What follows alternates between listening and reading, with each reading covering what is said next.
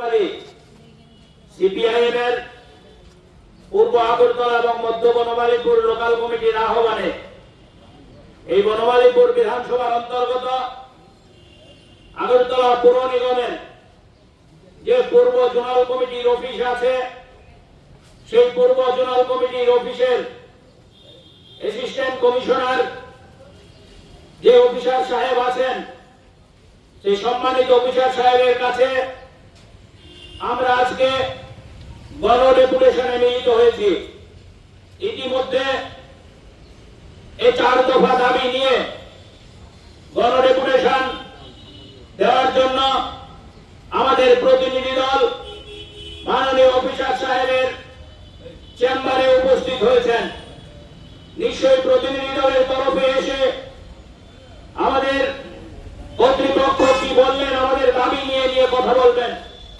আমি খুব সংক্ষেপে আপনাদের উদ্দেশ্যে কেন আজকে আমাদের এই গণ ডেপুটেশন এই নিয়ে 2-1টা কথা বলতে চাইছি। আপনারা জানেন, গত আগস্ট মাসের 18 তারিখ আমাদের রাজ্যে যে বন্যার প্রাদুর্ভাব, বিশেষ করে 20, 21, 22 এই 3 দিন গোটা রাজ্যকে নাড়িয়ে দিয়ে অভূতপূর্ব বন্যা গোটা রাজ্যের জনজীবনকে তছনছ করে দিয়েছে। এখন পর্যন্ত সরকারি এবং বেসরকারি স্তরে যে হিসাব, রাজ্যের প্রায় অর্ধেক নাগরিক 17 লক্ষের উপর মানুষ নানাভাবে ক্ষতিগ্রস্ত হয়েছেন। শরণার্থী শিবিরে কেউ কেউ আশ্রয় নিয়েছেন। আমাদের রাজ্যের এখন অব্দি যে হিসাব, প্রায় 15,000 কোটি টাকার সম্পত্তি প্রাথমিক হিসাবে নষ্ট হয়েছে। দক্ষিণ ত্রিপুরা থেকে শুরু করে আমাদের রাজ্যের উত্তর ত্রিপুরা 8টি যে জেলা, এই জেলার মধ্যে 6টি জেলা দারুণভাবে ক্ষতিগ্রস্ত হয়েছে। আরো 2টি জেলা আংশিকভাবে বন্যার কবলে পড়েছে। সেই ইতিহাস আমি আপনাদের কাছে, দুঃসহনীয় ইতিহাস আপনাদের সামনে বলতে। আমরা আজকে মূলত আগরতলা পৌর নিগমের 21 নম্বর ওয়ার্ড, 23 নম্বর ওয়ার্ড, 25 নম্বর ওয়ার্ড এবং 31 নম্বর ওয়ার্ডের আংশিক এলাকার যারা সচেতন নাগরিক আছেন, তাদেরকে নিয়ে এই পৌর নিগমের পূর্ব জোনালে উপস্থিত হয়েছি। কেন আমরা উপস্থিত হলাম?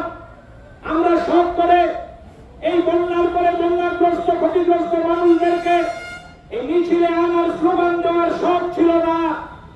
আমরা দেখেছেন যে কথা বলার জন্য আমি মাইক হাতে নিয়েছি। এই বন্যার 5 দিন এবং বন্যা পরবর্তী সময় আজকে যে 5 দিন আমরা কিন্তু সিপিআইএম কিংবা বামপন্থী গণসংগঠনগুলো রাজনীতি করিনি, সরকারের বিরুদ্ধে একটা কথাও বলিনি।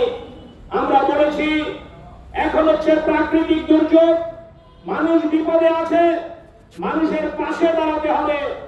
আপনারা জানেন, লক্ষ্য করেছেন, বক্তৃতার জন্য না 20 তারিখ সন্ধ্যাবেলা থেকে শুরু করে আমাদের লাল ঝান্ডার বন্ধুরা, বাম গণতান্ত্রিক আন্দোলনের বন্ধুরা বন্যা কবলিত মানুষের পাশে দাঁড়িয়েছেন। আমাদের দক্ষিণ চন্দ্রপুর বাঁধের ওই পারে শত শত মানুষ যারা বন্যা দুর্গত ছিলেন, নৌকার অভাবে, বোটের অভাবে যারা জলে হাবুডুবু খাচ্ছিলেন, তাদেরকে জীবনের ঝুঁকি নিয়ে আমাদের বামপন্থী বন্ধুরা উদ্ধার করার কাজে হাত লাগিয়েছিল। সন্ধ্যাবেলা আমরা তাদেরকে শুকনো খাবার পৌঁছে দেওয়ার উদ্যোগ গ্রহণ করেছিলাম। সরকারের মুখাপেক্ষী হয়ে আমরা থাকিনি। 21 তারিখ ওই আমাদের হরিজন কলোনি এলাকার ইন্দ্রনগরে সেখানে যখন জল ঢুকে যায়, মানুষ যখন বন্যাবাসী হয়, আমাদের বামপন্থী আন্দোলনের বন্ধুরা সঙ্গে সঙ্গে হস্তক্ষেপ করে ওখানে একটা আবাসিকদের এলাকা, তাদের সাথে কথা বলে ওই জায়গায় রান্না করা খিচুড়ির খাবার ব্যবস্থা করে। শুধু তাই না, আমরা করেছি বলে বলছি না, শুধু শুকনো খাবার না, খিচুড়ি না, নানাভাবে ওই মশারি প্রদান থেকে শুরু করে বিছানার চাদর পৌঁছে দেওয়া, তাদের এলাকার মধ্যে যাদের রোগ জীবাণু না হয় ব্লিচিং ছড়িয়ে দেওয়া, ডাক্তারবাবুকে এনে স্বাস্থ্য শিবির করা। আপনারা জানেন এই এলাকায় আমাদের রাজ্যের প্রাক্তন মুখ্যমন্ত্রী মানিক সরকার পর্যন্ত এসে পরিদর্শন করেছেন, মন্ত্রী সবার এক সময়ের বামপন্থী মন্ত্রিসভার একাধিক প্রাক্তন মন্ত্রীরা এই এলাকা নিয়ে উদ্বেগ প্রকাশ করে এই এলাকা ভিজিট করেছেন, সরকারের কর্তৃপক্ষের সাথে কথা বলেছেন। আমি আপনাদের কাছে এই কথাগুলো বললাম অহংকার করার জন্য না, বড়াই করার জন্য না, মানুষের সেবা করেছি এটা করে উদাহরণ দেওয়ার জন্য না। আমরা বলছি এই কারণে কথাগুলো, আমরা সেদিন সিদ্ধান্ত করেছিলাম গোটা রাজ্যে সরকারের বিরুদ্ধে কথা বলার সময় এখন না, প্রশাসনের বিরুদ্ধে কথা বলার সময় এখন না, রাজনীতি করার সময় এখন না। এখন আমরা রাজনীতি করব না, রাজনীতি করা যাবে আরো পরে, কিন্তু এখন মানুষকে, দুর্গত মানুষের পাশে দাঁড়ানো হচ্ছে সবচেয়ে বড় কাজ। কিন্তু 20 তারিখ থেকে যদি ধরেন, আজকে 5 তারিখ, 15 দিন অতিক্রান্ত, বেশিরভাগ জায়গায় বন্যার জল নেমেছে। আমি আপনাদের বলবো, পৌরসভার অফিসারের কাছে গেছেন আমাদের প্রতিনিধিরা, আপনারা বন্যা কবলিত এলাকাগুলো ঘুরে দেখেন তো, দক্ষিণ চন্দ্রপুরে যান তো, হরিজন কর্মী আছেন, কৃষ্ণালীরা এখানে আছেন, জিজ্ঞেস করুন তো তাদের রাস্তাঘাটের অবস্থা, পানীয় জলের অবস্থা। আজও মানুষ পানীয় জল কিনে খেতে হয়, বিশুদ্ধ পানীয় জল তাদের কাছে পৌঁছচ্ছে না। রাস্তাগুলো এত তাড়াতাড়ি মেরামত করা সম্ভব না, নতুন করে আমরা জানি, কিন্তু মানুষ যাতে হাঁটা চলা করতে পারে, ই রিক্সা অটো যাতে চলতে পারে, তার জন্য সরকি পড়বে না, তার জন্য আলাদা করে একটু টেম্পোরারি মেরামত হবে না। সরকার কোথায়? 15 দিন হয়ে গেল দক্ষিণ চন্দ্রপুরে হাঁটার রাস্তা নেই, কাদা, মাছি মশার উপদ্রব, ঘরে ঘরে রোগ জীবাণু, সরকারি তরফে ব্লিচিং ছেটানোর কোনো ব্যবস্থা নেই, মশা নিধন করার জন্য কোনো মেশিনারি নেই। কি কাণ্ড! অথচ আমরা প্রচার দেখছি দিল্লি থেকে নাকি কোটি কোটি টাকা আসছে।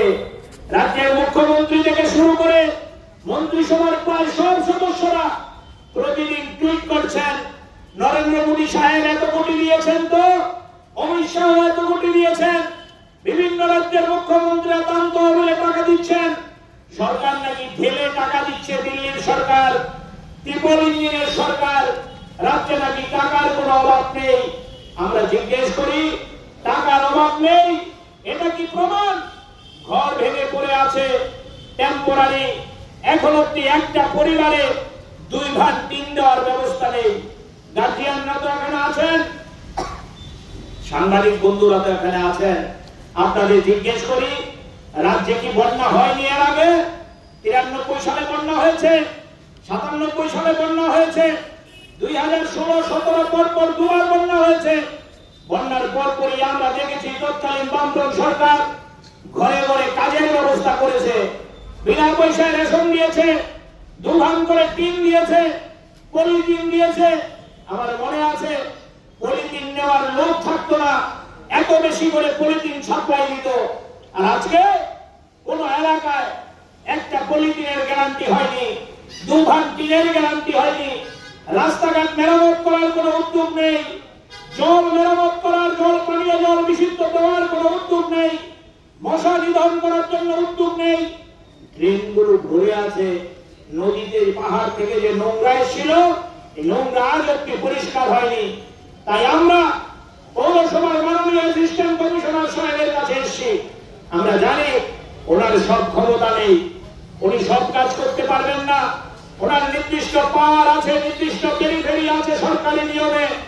কিন্তু আমরা এলাকার কর্তৃপক্ষের কাছে এসেছি এই কারণে, ওনার কাছে আমরা আবেদন করতে চাই, আমাদের দাবিগুলো সংশ্লিষ্ট দপ্তরে আপনি পাঠিয়ে দিন মন্তব্য করে। আমরা একটাও মিথ্যা কথা বলিনি,